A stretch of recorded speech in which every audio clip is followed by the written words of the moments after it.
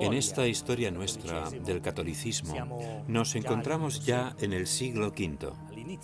A principios del siglo V, la situación de Europa, sobre todo en Italia y las regiones del norte de Italia, es ciertamente desastrosa.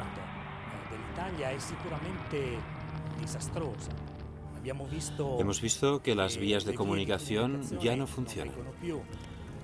Hemos visto que el poder de las autoridades romanas no existe, ya que se ha deshecho ante el asalto de las poblaciones que vivían más allá del Rin. Y esta estructura, debilitada, se ve golpeada por carestías, epidemias y pestilencias.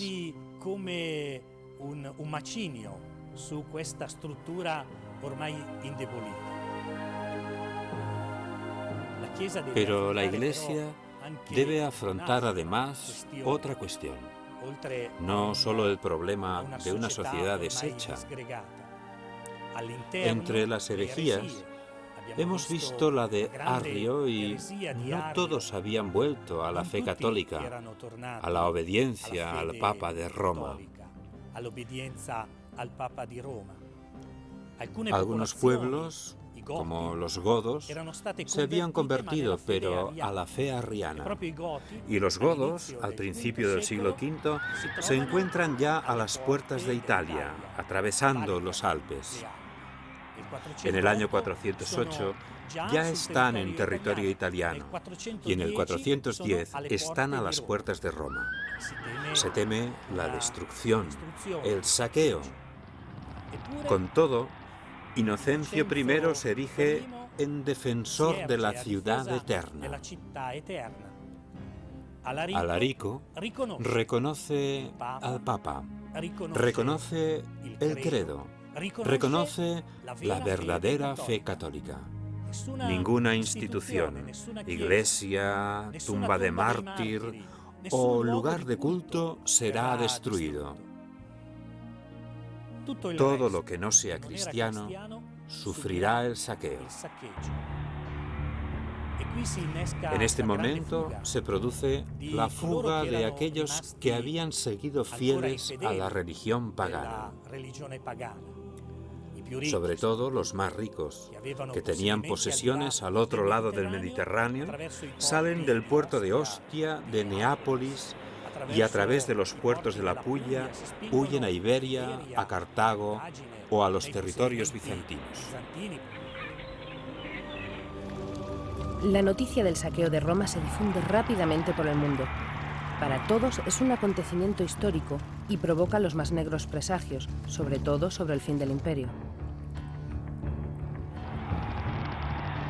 Las legiones romanas que una vez vencieron a los pueblos del norte están deshechas.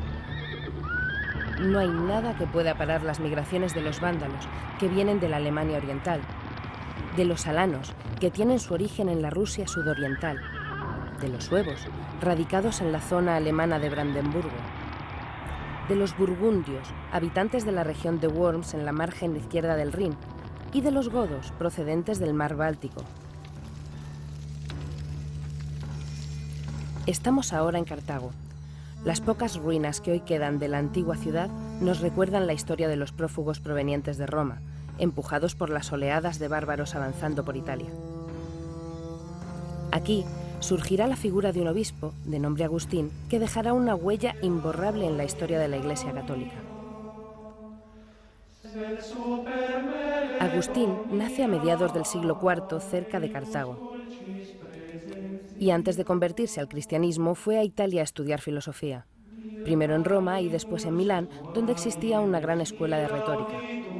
Y en Milán tiene la oportunidad de escuchar las predicaciones del gran santo obispo de aquella ciudad, Ambrosio. Y es aquí donde se convierte, llegando a ser una de las más grandes figuras del catolicismo.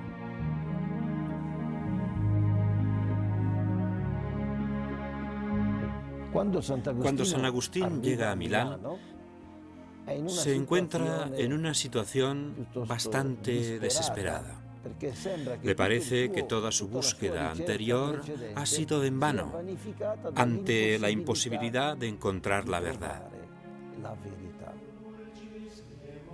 En Milán encuentra la luz, Agustín entra en contacto con Ambrosio y al entrar en contacto con su círculo de neoplatónicos, logra entender la espiritualidad de Dios, logra comprender el problema del mal.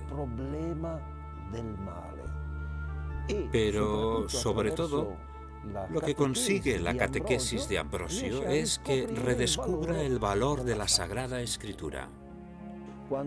Un día, San Agustín escucha a unos niños cantando el estribillo de una canción que decía «Tole lege, toma y lee».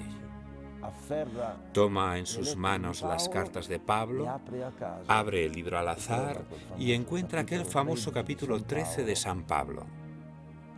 Sabéis en qué tiempo vivimos y que ya es hora de despertar. Nuestra salvación está ahora más cerca. Revestíos del hombre nuevo que es Cristo. Y esta propuesta finalmente le convence porque entiende que es un don gratuito y total de Cristo.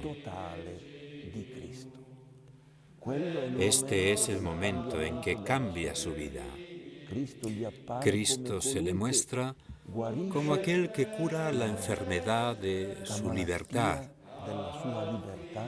y le ayuda a amar, como dice él mismo, interiormente, totalmente, el bien, lo hermoso, la vida y todo aquello que el Señor le concederá tras este momento crucial.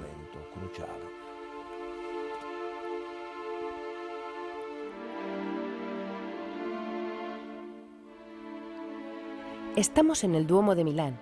Bajo estos grandes arcos góticos construidos a partir del año 1300 se conserva el baptisterio de San Giovanni alle Fonti, edificado a partir del año 386 por el santo obispo Ambrosio. En esta estructura octogonal fue bautizado Agustín en la noche entre el 24 y el 25 de abril del año 387.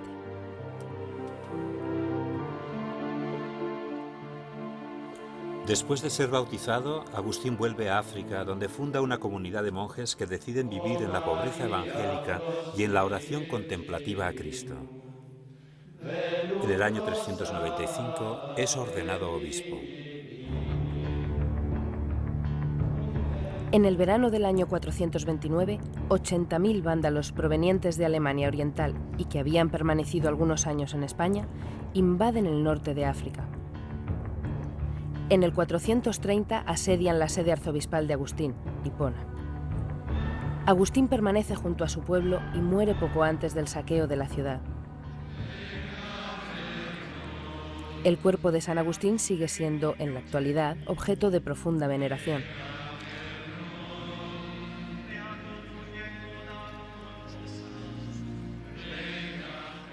Mientras tanto, los vándalos, tras haber conquistado el norte de África y haber saqueado Sicilia y Cerdeña, llegan a Roma en el año 455, depredándola por completo. La potencia militar de Roma ha terminado. Los habitantes huyen, muchos han sido asediados. Los campos están abandonados o es imposible cultivarlos, dejados a merced de los bárbaros. En el año 476, Rómulo Augustulo, el último emperador romano de Occidente, es depuesto. Todo el imperio de Occidente se desmorona ante las oleadas de invasores. 4 años después del final del imperio romano de Occidente, en una de las zonas más hermosas de Umbría, en Nursia, una pequeña ciudad que conserva el recuerdo de aquella época, nace en una noble familia Benito. A los 16 años llega a Roma para estudiar, pero decepcionado por la decadencia y corrupción de la ciudad, se refugia en Subiaco, donde vive durante 3 años en la más absoluta soledad.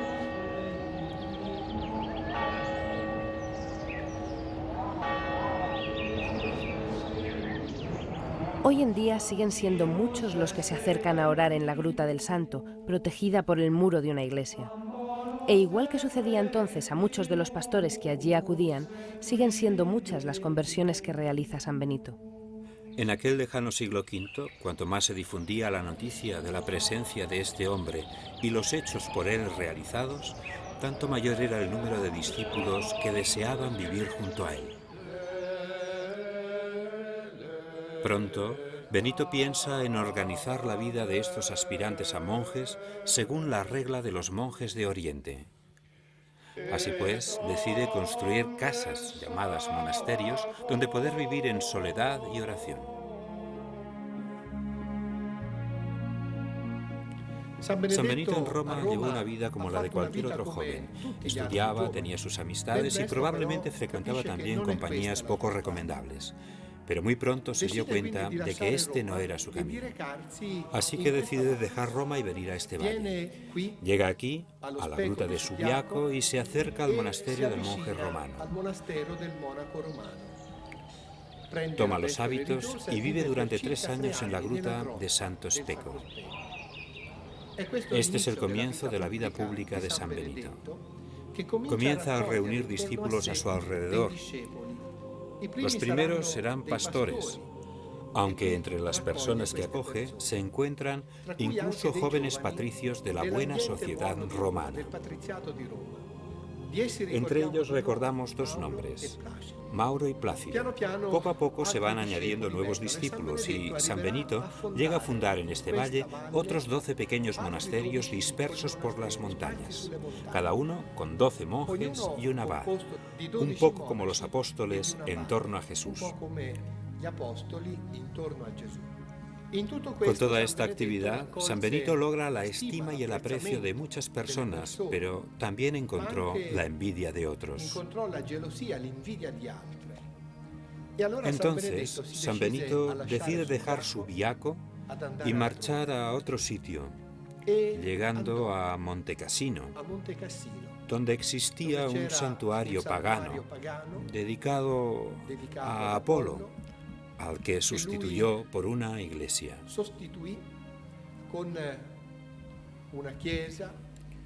Una comunidad en la que desde entonces se recuerda su vida terrena. En efecto, el cuerpo de San Benito se conserva allí desde su muerte, acaecida alrededor del año 547.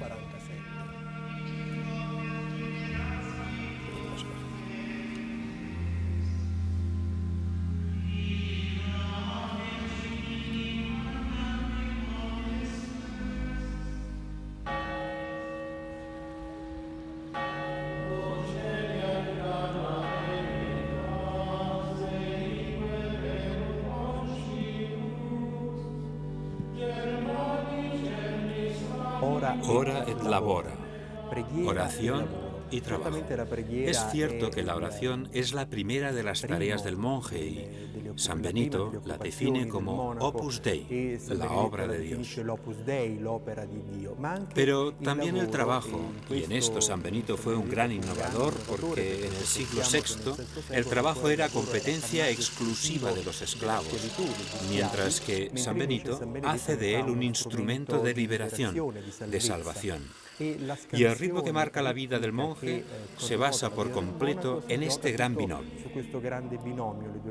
Las 2 grandes columnas de la vida monástica, pero de las que podemos decir sin riesgo a equivocarnos que son las columnas de la vida cristiana, la oración y el trabajo.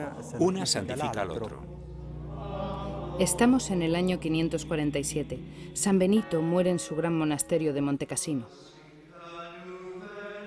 Desde entonces, en Europa y en todo el mundo, han sido millares los nuevos monasterios en los que viven miles y miles de monjes y monjas. Estos monjes y monjas se inspiran en sus reglas, tanto hoy como ayer. Y aunque con diferentes hábitos y lenguas, igual que él, aún hoy organizan sus días y sus noches para que la humanidad no olvide el nombre de Dios.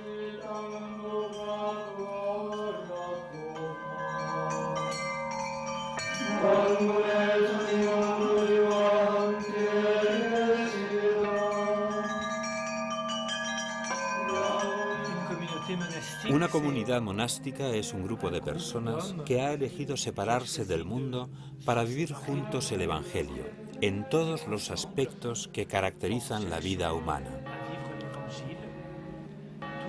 Lógicamente, en la búsqueda de Dios, pero también sencillamente en la vida comunitaria, en el trabajo. En el monasterio todo está construido en función de la vida de la comunidad. San Benito, que escribió la regla de los monjes, quiso que en el monasterio se encontrase todo lo que pueda servir para la vida cotidiana.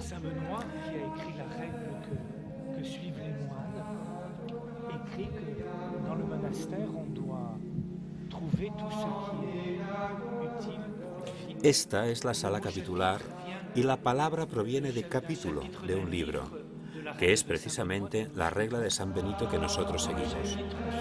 Aquí, en el capítulo, nos congregamos todas las tardes para leer la regla que yo mismo comento, o para hablar de nuestra vida común, o para reconciliarnos cuando es preciso.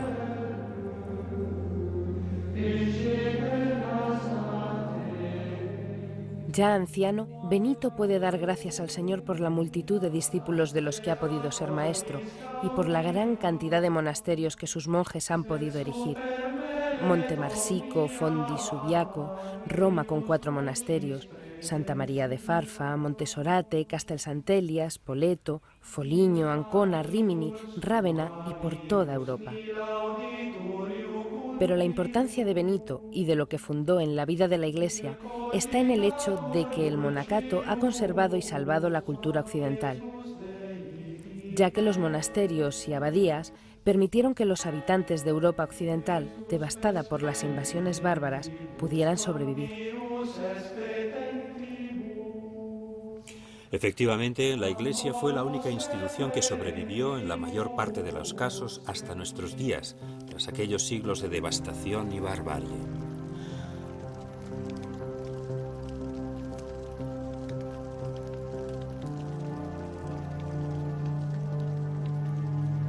Aún hoy, en el Monte Celio, una basílica dedicada al Papa San Gregorio Magno, nos recuerda a este gran heredero e intérprete del monacato de San Benito.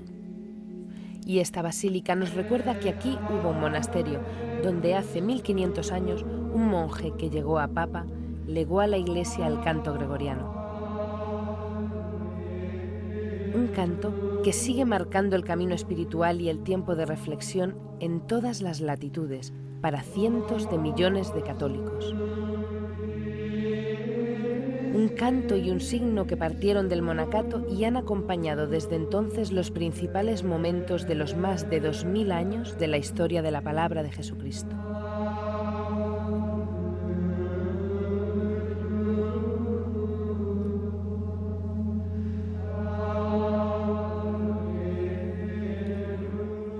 El monacato no solo nos ha dejado como herencia cultural el estudio científico de la palabra de Dios. No solo nos ha legado el amor por la caridad hacia los pobres, también nos ha dejado el ejemplo misionero, llevar la palabra de salvación.